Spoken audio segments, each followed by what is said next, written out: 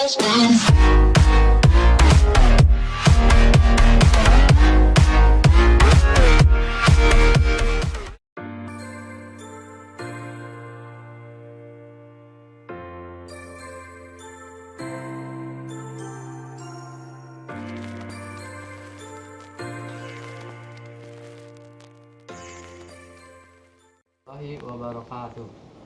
Perkenalkan, nama saya Rizal Hidayat. Saya dari tim SMKN 5 Bandung akan memberikan penjelasan singkat mengenai proyek yang saya buat, yaitu lampu pintar. Sebelum saya memberikan materi, saya akan memperlihatkan cara kerja dari lampu pintar ini. Ini sangatlah simpel, yaitu kita harus memperhatikan apakah node MCU tersambung dengan internet atau tidak.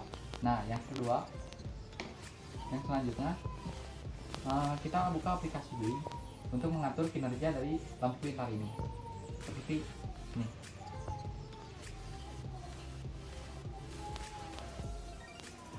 Nah, setelah ini saya akan menjelaskan komponen-komponen yang terdapat dalam lampu pintar ini. Pertama ada node MCU.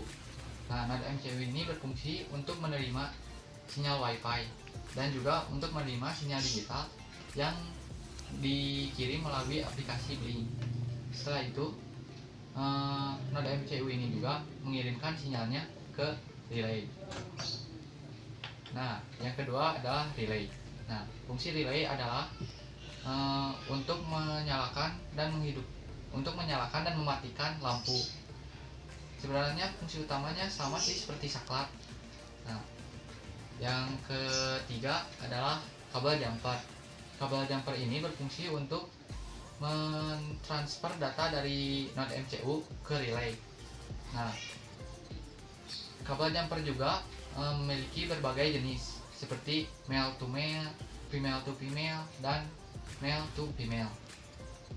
Nah, yang keempat adalah lampu. Nah, kalian bisa menggunakan salah satu dari lampu ini, yaitu lampu listrik dan lampu baterai. Nah, kalian bisa menggunakan salah satu atau keduanya. Jelaskan manfaat dari lampu pintar ini. Nah, sebenarnya banyak orang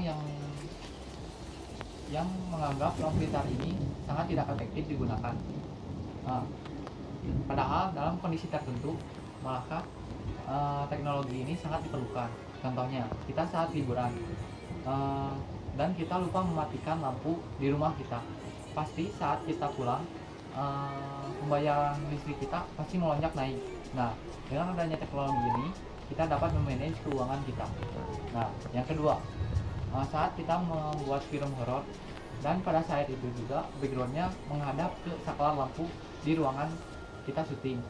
Nah, pasti itu sangat mengganggu film tersebut. Nah, dengan adanya teknologi ini, kita tidak perlu mengakalinya dengan menutupi kita yang sedang mengotak-atik saklar lampu. Nah, segitu saja dari saya. Wassalamualaikum warahmatullahi wabarakatuh. Assalamualaikum warahmatullahi wabarakatuh. Sini saya akan memperlihatkan hasil kerja saya. Saya membuat alarm kebakaran. Nah, bahan-bahan yang saya gunakan adalah modul MG2, satu buzzer, satu lampu LED, satu flame sensor, dan saya menggunakan node MCU. Nah, di belakang ya, ini berfungsi untuk mendeteksi api dan juga gas dan asap. Saya perlihatkan. Nah, jika api terdeteksi, maka buzzer dan lampu LED menyala. Nah, saya akan mencoba mendeteksi gas.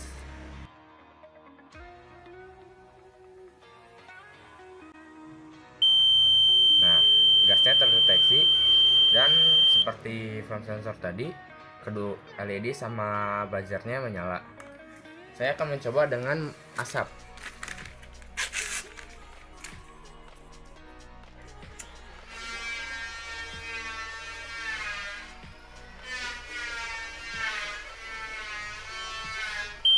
Nah, asap juga terdeteksi dan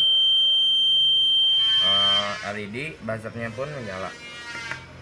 Alat ini juga dapat memberi notifikasi pada smartphone Anda. Kita coba. Nah, langsung ada notifikasi ada kebakaran. Nah, kita coba dari luar HP, dari tidak ada notifnya, dari tidak masuk aplikasi Blink, apa yang akan terjadi? Kita coba di-tag lagi. Nah, langsung ada kebakaran notif. Nah, seperti itu. Ini sangat bermanfaat, Mbak, saat Anda meninggalkan keluarga Anda di rumah, seperti anak yang ditinggal di rumah sendirian. Jadi Anda dapat melihat ada kebakaran atau tidak terjadi di rumah.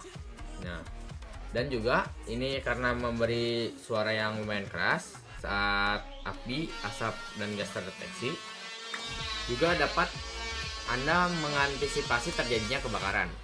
Nah, seperti itu. Sekian dari saya. Assalamualaikum warahmatullahi wabarakatuh. Assalamualaikum warahmatullahi wabarakatuh. Perkenalkan, saya Ditya Fauzi dari tim SNMPTN Negeri 5 Bandung. Pada proyek ini, saya bertugas mengerjakan buka tutup pintu otomatis menggunakan aplikasi Blink. Berikut alat dan bahan yang saya gunakan pada proyek ini. Satu, kertas lipat yang digunakan untuk membungkus dan membuat gorden. Yang kedua yaitu kapas yang digunakan untuk membuat guling, bantal untuk hiasan. Yang ketiga, tisu yang digunakan untuk membuat spray pada kasur untuk hiasan. Yang keempat yaitu lem tembak yang digunakan untuk mempermudah membuat kerajinan.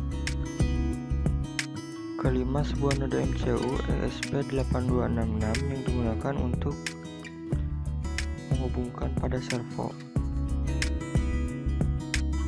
Keenam, power bank yang digunakan untuk mengalirkan daya listrik pada noda MCU. Yang ketujuh, kabel USB digunakan untuk menghubungkan power bank dan noda MCU. 8, manik-manik digunakan untuk menghias miniatur rumah. Alat ke-9 yaitu stik es krim yang sudah saya gunakan untuk membuat miniatur rumah-rumahan dan lain-lain. Alat yang ke-10 yaitu double tip yang sama fungsinya seperti lem tembak. Alat ke-11 yaitu gunting yang digunakan untuk memotong kertas lipat dan lain-lain. Alat ke-12 yaitu cutter yang digunakan untuk memotong stick. Yang ke-13 yaitu kardus yang digunakan untuk membuat alas pada rumah-rumahan.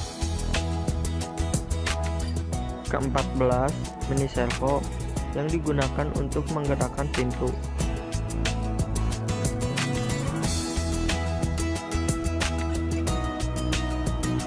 Kabel kuning yaitu kabel pin signal servo yang akan dihubungkan dengan pin D4 pada noda MCU. Kabel merah yaitu kabel power untuk mengkoneksikan dengan pin 3V pada noda MCU. Kabel coklat yaitu kabel ground yang nantinya dihubungkan dengan pin ground yang ada pada noda MCU. Inilah codingan yang saya pakai pada project ini.